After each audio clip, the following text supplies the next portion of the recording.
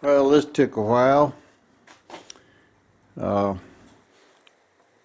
This is the biggest fan I could get, and they're held in there with these little push things and springs.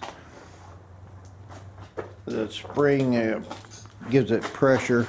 What I did here on the front, because I got no room, I put it, cut this off as close as I could get it, and put the fan in, got it all centered. I got enough room there to put the radiator cooler in. I mounted my fan relay down here on the firewall where I can go into the harness here. I didn't really want a relay. I thought about putting it up front, but it's awful hot up there, and this will give us a little better chance. And I got it plumbed in here. I've got the the main power wire hooked into a good heavy power wire here. It's also got the coil on it. And then we got a black wire that once this is grounded, it goes through the little thermostat sending unit right there. Once this is grounded, it'll turn on the fan. I've just got this temporarily hooked up right now, and the wires ran roughly in the right place. So anyway, I've got good power to it through a relay. I put a 35 amp or a 30 amp fuse in the box back there, so the power is all going through 35 amps. And if I turn on the key, and then this is all hooked up, I'll just need to rewire or just fix the wires as soon as it's grounded.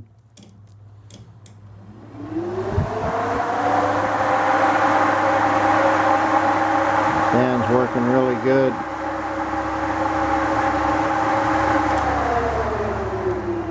And I've just got a little like 10 amp fuse here on the relay itself. And I've also got it hooked up where if the fan is running and I turn off the key,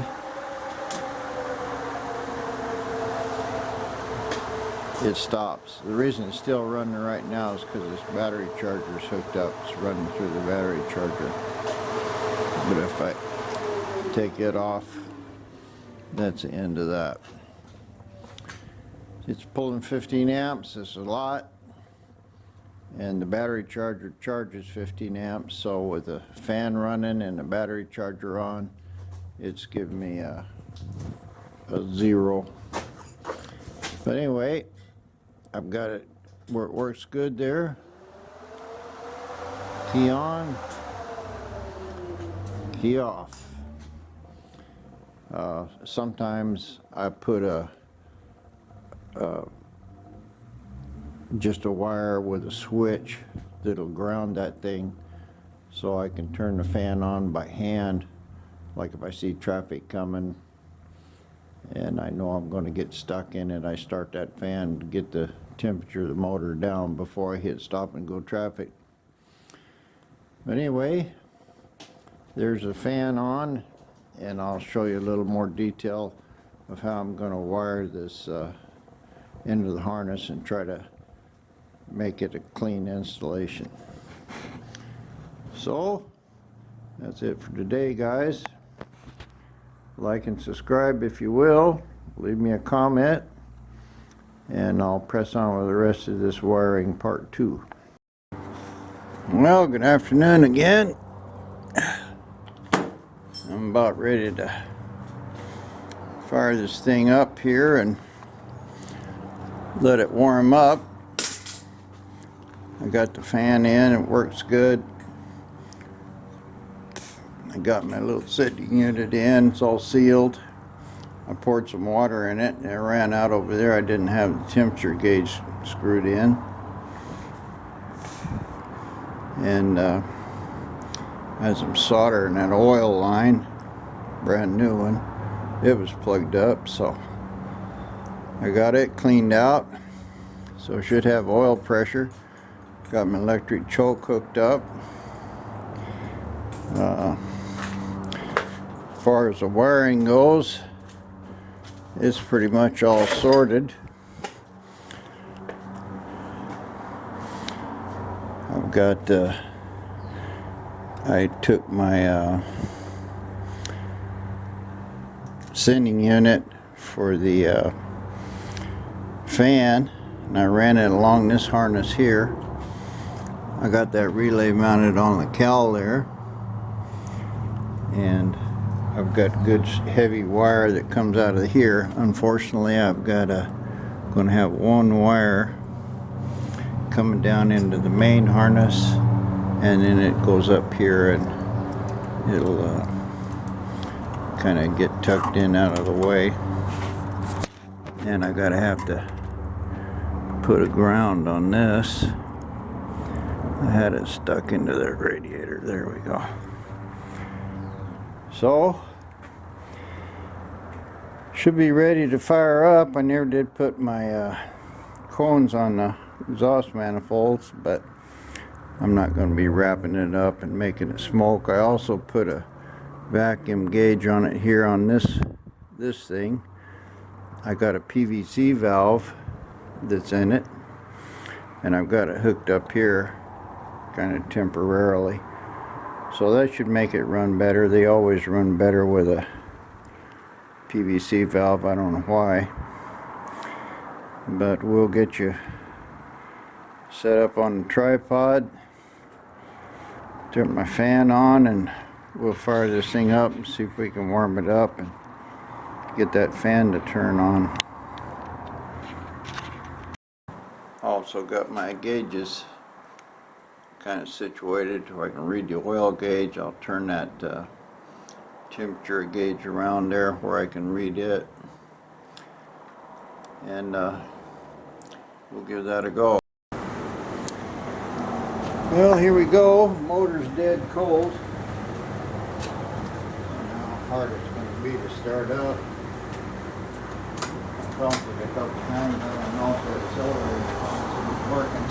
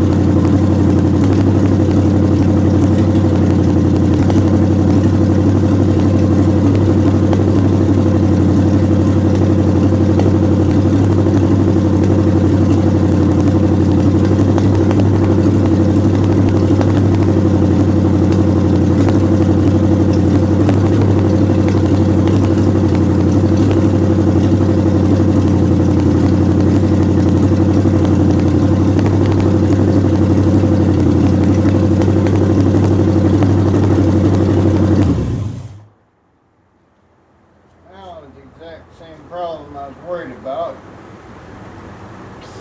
Turn the key off, turn the power off, still running. So, must have had something hooked up wrong there. Might have had that wire that's going to the alternator hooked up to always on power. Anyway, it's charging 10 amps. It's got 70 pounds of oil pressure.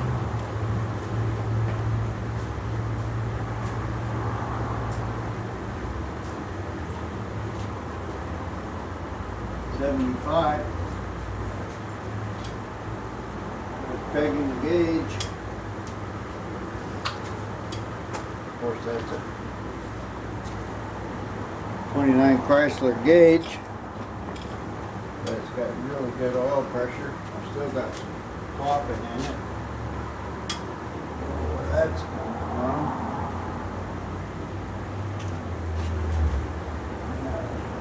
Oil running out here from that last pressure gauge leak.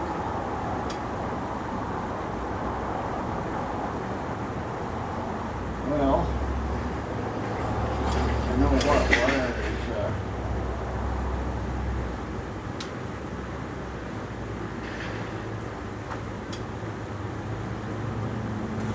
I know which wire is making the charge,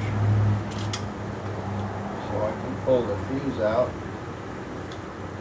But I've let it run a while, and I'm going to let the heat go into the motor. Yeah, that's up about 170 right now.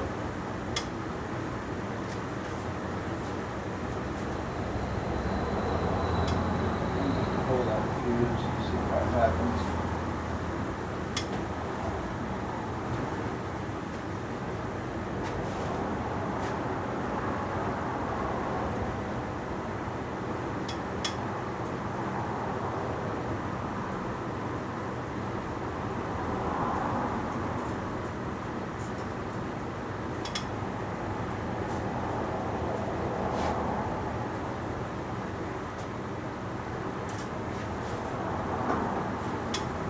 That took my charging bypass out.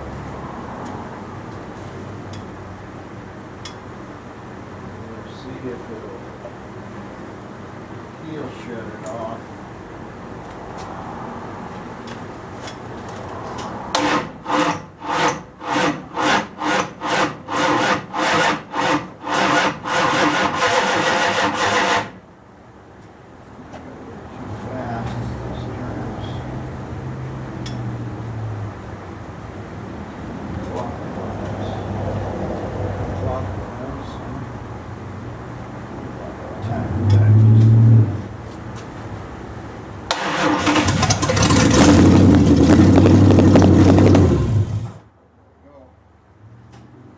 Still charging.